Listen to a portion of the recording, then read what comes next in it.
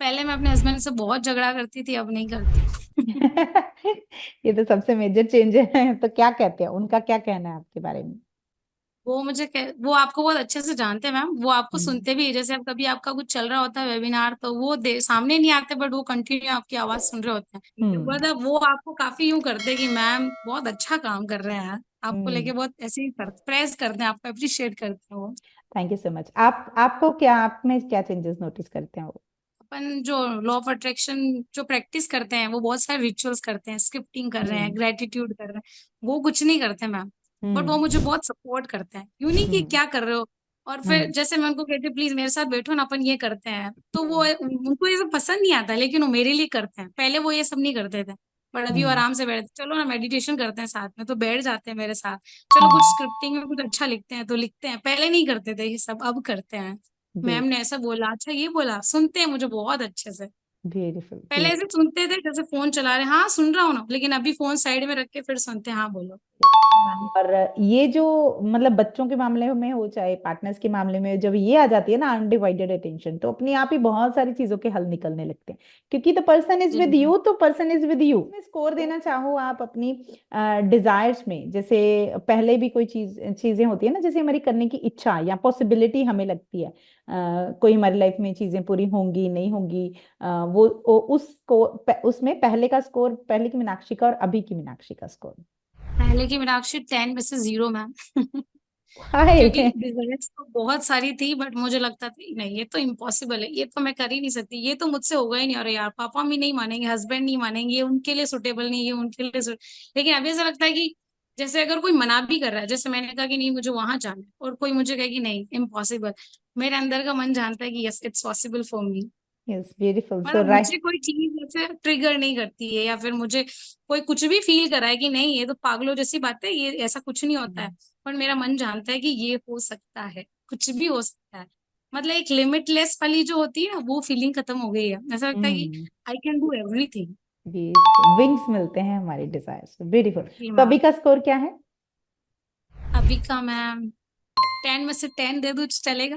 बिल्कुल यस। मुझे किसी के साथ इंटरव्यू हुआ तो उन्होंने बोला, मैम आप तो 10 से मुझे ज्यादा देने नहीं दे रहे हो, लाइक आपने 10 का स्केल रखा है। मैंने कहा आपको फ्रीडम है, आप 1000 लाख करोड़ जितना चूज करना करो। मेरे अंदर कुछ भी ऐसा नहीं है कि मैं नहीं कर सकती। मुझे लगा अगर मैं चाहूँ तो मैं कर सकती हूँ, मैं नहीं चाह रही तो वो नहीं होगा। या beautiful. That's the mind space we all need to have. मैं हमेशा बोलती हूँ जो अंदर है वो बाहर है।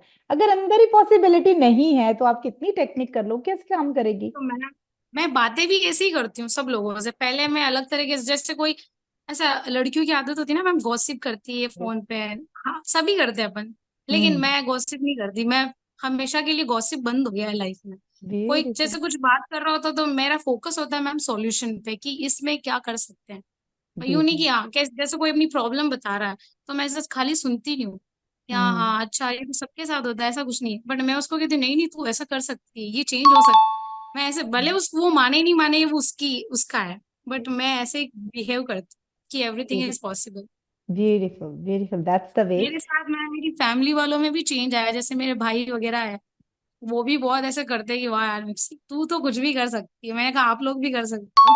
Beautiful beautiful, that's the way. खुशबू फ्लावर्स जो होते हैं ना अपने तक नहीं रखते, वो बिखेरते रहते हैं, जिसको लेनी है वो ले, जिसको पहले मैं दाम नहीं बंद करना करती है। थी, अभी मैं थोड़ा ओपन अभी हुई मैम। पहले मैं इतना ओपन साइलेंटली काम करना ज्यादा सही लगता है। मैं सोचा थोड़ा मेरे मेरे अंदर कुछ आ जाए ना, तो फिर मैं थोड़ा बाहर बिखेरूं।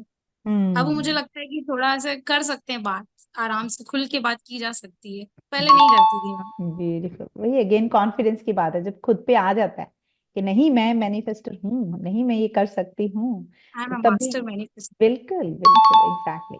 ओके, तो हमारे वंडर जर्नी में हमारा थर्ड सेक्शन आता है हीलिंग का, जिसमें हम जी अपनी लाइफ में जितने भी कड़वे एक्सपीरियंस हो रहे होते हैं, पहले हुए होते हैं, उनको डिकोड करते हैं, अपने रूट पैटर्न्स को फाइंड आउट करते हैं, जो हम हर हफ्ते अपना हीलिंग का हीलेथॉन करते हैं। जी तो उसके मैम। बारे में, हाँ, वो जो आपने अपनी लाइफ के बारे में क्या जाना, कोई एग्जाम्पल बताना चाहो, अपने पुराने पैटर्न्स कैसे आपने पहचाने, क्या आपको लगता है आप हीलिंग की तरफ गए, क्या चीजें हील कर पाए, कौन सी चीजों के आंसर आपको मिल पाए, और साथ ही साथ उसका स्कोर भी मैं जानना चाहूंगी। जी मैम, हीलेथॉन तो मतलब मुझे लगता है वही सबसे इम्पोर्टेंट चीज थी जिसका होना बाकी था। यस। मतलब उसकी वजह से मैं आज ये हूँ। हम्म। भले मैं बहुत बड़ी कुछ नहीं हूँ, बट मेरे अंदर मैं जानती ना कि मैं क्या हूँ। जैसे वो हीलिंग हीलिंग करना बहुत इम्पोर्टेंट था। हम्म। पैटर्न्स को बाहर निकालना, जैसे जरूरी नहीं कि हर चीज के लिए उसको बैठ कर सोचा जाए। जैसे आपको थोड़ी बहुत अवेयरनेस आ गई कि अच्छा ये चीज इस वजह से हो रही है, तो हम्म। वो ऑटोमेटिक उसी टाइम आप हील हो जाते यस। हैं। हर चीज अवेयरनेस चाहिए होती है, वो अवेयरनेस मेरे अंदर आ गई मैम। जैसे अगर कोई नेगेटिव चीज अगर मैं अभी एक्सप्रेस कर रही हूँ ना, तो मैं हम्म। सोचती हूँ कि ये मैं क्यों कर रही हूँ। हम्म। मेन तो है ना कि आपको पीछे जाना होता है, बैक कि क्या यस। हुआ था, किस वजह से। हम्म। वो जो आप मेडिटेशन करवाते हो उस टाइम वो ज्यादा अच्छे से हो पाता है। हम्म। बाकी छोटी मोटी चीजें चलते फिरते हील हो जाती है मैम। यस। क्यों वो तब होने लगती हैं जब पिछली गंदगी क्लियर हो जाती है, जब पुराना वो तो काफी हो बैठा गई है हुआ है। मैम।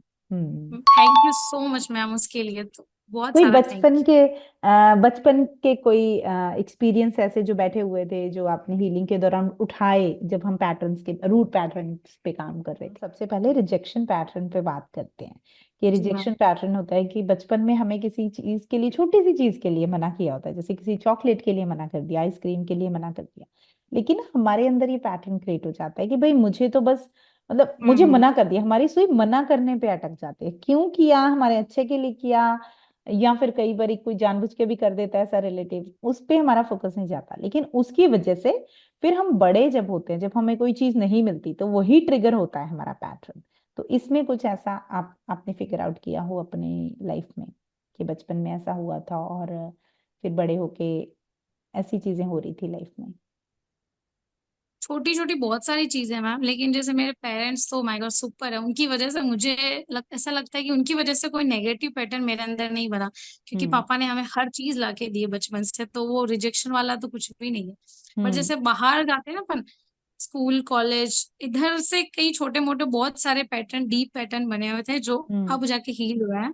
हम्म। जैसे स्कूल में अ, जैसे ऐसा होता है, मैं चौथी क्लास में बैठती थी, टीचर्स मेरे को आगे पहली क्लास में बिठा के जाता। हर टीचर आके हम्म। मेरे को नीचे वाली क्लास में बिठा के चला जाता था। हम्म। तो ऐसा लगता था कि जैसे मैं बहुत ज्यादा वीक हूँ, मैं कुछ कर नहीं सकती। ये सारे अंदर हो गया था, मतलब एक लो कॉन्फिडेंस अंदर वो जम गया था कि भाई अब कभी बाहर नहीं आ पाऊंगी। फिर जब यस। धीरे धीरे मैं कॉलेज जाने लगी ना, तो कोई हम्म। टीचर मेरे को पूछते थे, ऐसे इंट्रोडक्शन देते ना, मैं अपना इंट्रोडक्शन भी नहीं दे पाती थी मैं इतना डरती थी। यस। एक डर था खुल के बाहर आने का, बोलने का। यस। वो मेरे अंदर हमेशा से जमा हुआ था, जो कॉलेज में थोड़ा थोड़ा बाहर निकला, बट पूरी तरह से नहीं निकला। हम्म। बट अभी आपको मैं बताऊं तो अभी तो मैं गवर्नमेंट टीचर हूँ। छोटे हम्म। बच्चों के सामने बोलती हूँ, उनको A4 एप्पल पढ़ाती हूँ। लेकिन अब अभी नेक्स्ट 15 डेज से मैं अब ना टीचर्स को ट्रेन करने जा रही हूँ, ये मेरा एक मैनिफेस्टेशन है। ब्यूटीफुल लीडर, हमारे हम्म। लीडर अभी मीनाक्षी। मैं ट्रेनिंग लेकर आई थी, 3 दिन की ट्रेनिंग लेकर आई थी। अब 15 डे के लिए अभी अब मैं टीचर्स को ट्रेन करने के लिए जाऊंगी। मतलब पढ़ाते कैसे ये मैं उनको सिखाने वाली हूँ, छोटे बच्चों को। ब्यूटीफुल, सो हैप्पी एंड तो सबसे बड़ा पैटर्न तो यही था, बोल नहीं पाने का, और उससे मैं उभर के आई हूँ कि मैं अब ब्यूटीफुल। इतने सारे लोगों के सामने बोलने वाली हूँ। जिससे हमारी इनसिक्योरिटी होती है, फियर ऑफ लूजिंग के पैटर्न पे हम काम करते हैं कि जैसे फॉर एग्जांपल बचपन में ना बहुत पेरेंट्स ऐसे कहते हैं, अरे गिर जाओगे, ऐसा हो जाओगे, ऐसा हो जाओगे, या मतलब हमें चीजों के लिए मना करते हैं इस तरीके से। हालांकि उनकी गलत मंशा नहीं, वो सही कह रहे हैं, अगर हम स्वेटर नहीं पहनेंगे सर्दी में तो बीमारी हो जाएंगे, है ना। तो फियर ऑफ लूजिंग आ जाता है। या फिर कई बार क्या होता है कि हमारी लाइफ में से कोई चीज या कोई इंसान गया होता है और उसका हमें बड़ा वो लगा होता है अपने अंदर। फिर जब हम बड़े होते हैं वही चीजें हमारी लाइफ में झलकती हैं। अ, हमारी कोई फ्रेंड है तो हमें होता है कि ये मुझे छोड़ के ना चली जाए, या फिर हमें डाउट होने लगता है। लोग इंसानों पे भी करने लगते हैं, लोग चीजों पे भी, जैसे उन्होंने ऑनलाइन कोई शॉपिंग की है, उनको ट्रस्ट ही नहीं हो पाता कि ये चीज मेरे तक सही सलामत पहुंचेगी भी कि नहीं, ये वेबसाइट जेन्युइन है कि नहीं। तो इस तरीके के ट्रस्ट इश्यूज होते हैं हमें। या अगर मैंने जैसे 5 रुपए की कोई चीज ली, मुझे उतने की मिलेगी, उतना मिलेगा कि नहीं। तो इस तरीके के ट्रस्ट इश्यूज होते हैं। ऐसा कोई कोर पैटर्न आपने फिगर आउट किया हो अपना? जी मैम। जैसे फियर ऑफ लूजिंग तो बहुत ज्यादा, जैसे बचपन में नहीं क्रिएट हुआ है, शुरू से हम्म। इतना नहीं था। जैसे अभी कोरोना, मैंने आपको बताया था ना, कोविड में पापा चले गए, यस। उसके बाद ये इतनी बुरी तरह से हो गया ना कि मेरे को हर चीज ऐसा लगता है कि ये चीज चली जाएगी, वो चली जाएगी। मतलब मैं हम्म। हर इंसान के लिए, और हर चीजें तो चलो कोई नहीं, पापा के बाद मैं हर हम्म। इंसान के लिए डरने लगी थी। अपनी बेटी हम्म। के लिए डरती थी, अपने हस्बैंड के लिए, अपने मम्मी के लिए, भाइयों के लिए, सबके लिए हम्म। डरने लगी। और मैं इससे बाहर कैसे निकलूं मुझे पता भी नहीं चलता था। मैं इतना मेरे कम से कम 10 दिन, 15-15 दिन इसमें सोचने में और डरने में निकल जाते थे पापा के बाद। में किसी कुछ ना और कुछ। मेरी पे भी फिर मैं अपना अच्छे से काम नहीं कर पाती। जैसे अगर अगर आपके अंदर डर है तो फिर आप किसी भी चीज पे फोकस नहीं कर पाते हो। तो हम्म। इस चीज से बाहर निकलने के लिए बहुत ज्यादा टाइम लगा। फिर एक बार हम्म। आपसे हुआ था फेस टू फेस, हम्म। तब जाके थोड़ा सा बर्डन बहुत ज्यादा यूं कम हुआ। तो फिर उसके बाद थोड़ी बहुत प्रैक्टिस करी मैंने कि हम्म। भाई नहीं, ऐसा कुछ नहीं है। ओके। तो हीलिंग में अगर आप जो भी आपका इनर स्पेस हील हुआ है, जो चेंजेस आए हैं पहले की मीनाक्षी, और सबसे बड़ी बात अवेयरनेस कि मेरी लाइफ में कोई चीज हो रही है वो पैटर्न की वजह से हो रही है, ये पहले की मीनाक्षी का स्कोर और अब की मीनाक्षी का स्कोर अगर आप देना चाहो तो। पहले मैं बिल्कुल भी अवेयर नहीं थी, उसमें भी मैं खुद को 0 देना चाहूंगी। कुछ हम्म। भी कर रही हूँ मुझे नहीं पता कि मैं क्या कर रही हूँ, क्यों कर रही, but now I am doing with awareness की। हाँ, मैं जैसे गुस्सा भी कर रही हूँ तो आई एम अवेयर कि मुझे गुस्सा आ रहा है। उस टाइम तो हम्म। गुस्सा कर दिया, कुछ पता नहीं। लेकिन अब जैसे मैंने गुस्सा कर भी दिया, ऐसा नहीं कि गुस्सा बिल्कुल नहीं आता है, बट हम्म। आता है तो मैं अवेयर होती हूँ कि नहीं, मतलब मुझे पता होता है कि मुझे गुस्सा आ रहा है और ये नहीं करना है, क्योंकि this is not good for my health, mental health के लिए भी अच्छा नहीं है। तो वेरी। नेगेटिव चीजें जो हम करते हैं ना, वो अवेयरनेस आने के बाद वो ऑटोमेटिक रुक जाती है, वहीं स्टॉप हो जाती है। जैसे कि आप रिएक्ट करने वाले होते हो और फिर हम्म। आपको एकदम से पता चलता नहीं, फिर आप एकदम हम्म। से ऑटोमेटिक शांत हो जाते हो। यस। अवेयरनेस तो एक गिफ्ट है मैम, कुछ कल मिला के यस। आपका दिया हुआ। यस। बिल्कुल, और मैं हमेशा बोलती हूँ awareness is the key. First step ही जी अवेयरनेस मैम। है। मतलब जी मैम। अवेयरनेस आ गई ना तो आपकी 80% job is done. Problem is not that we don't have a solution, problem is that we don't know what the problem is. और वही जी अवेयरनेस है मैम। कि हमें हमें पता जब। ही नहीं है कि क्या हो रहा है, तो फिर क्या मतलब है। Exactly exactly। बस हमारा उसने मुझे ये कह दिया, उसने मुझे ये कह दिया, उसी को प्रॉब्लम मानकर हम चलते रहते हैं। लेकिन हम ये नहीं देखते कि हाँ, मुझे ट्रिगर क्यों हो रहा है, trigger is due to the patterns. Okay. कभी मैम मैं कंप्लेन नहीं करती बिल्कुल भी ब्यूटिफुल। कंप्लेन नहीं कंप्लेन नहीं, कॉन्ट्रीब्यूट या फिर चेंज, करती। जो मुझे चेंज लाना है। Beautiful, so happy. और अभी का स्कोर कितना है मीनाक्षी का? अवेयरनेस को लेके अवेयरनेस, हीलिंग, पैटर्न्स के बारे पहले में। तो देख लो आप, 0 ही हम्म। मान लो, और अभी जैसे 9 कर सकते। ब्यूटिफुल, सो हैप्पी कभी फॉर कभी यू। आ जाता है ना, थोड़ा वो निकल जाता है तो फिर दैट्स बाद में परफेक्टली पता चलता फाइन। बिल्कुल, आज मेरे साथ भी तो होता है, बट वो that is our next stage which I ask you. So the next stage in the journey is being magical. ये थी मीनाक्षी की स्टोरी, और इतनी सारी चीज़ें मीनाक्षी ने मैनिफेस्ट की हैं। अगर आप भी अपना मैजिकल जर्नी मेरे साथ स्टार्ट करना चाहते हैं तो check description and first comment for the free workshop, जहाँ पर आपको आकर पता चलेगा कि कैसे आप अपना जर्नी मेरे साथ कंटिन्यू कर सकते हैं और अपना मैजिकल वर्जन क्रिएट कर सकते हैं, और इसी तरीके से इंटरव्यू पे आके अपनी स्टोरी शेयर कर सकते हैं। Lots of love, bye.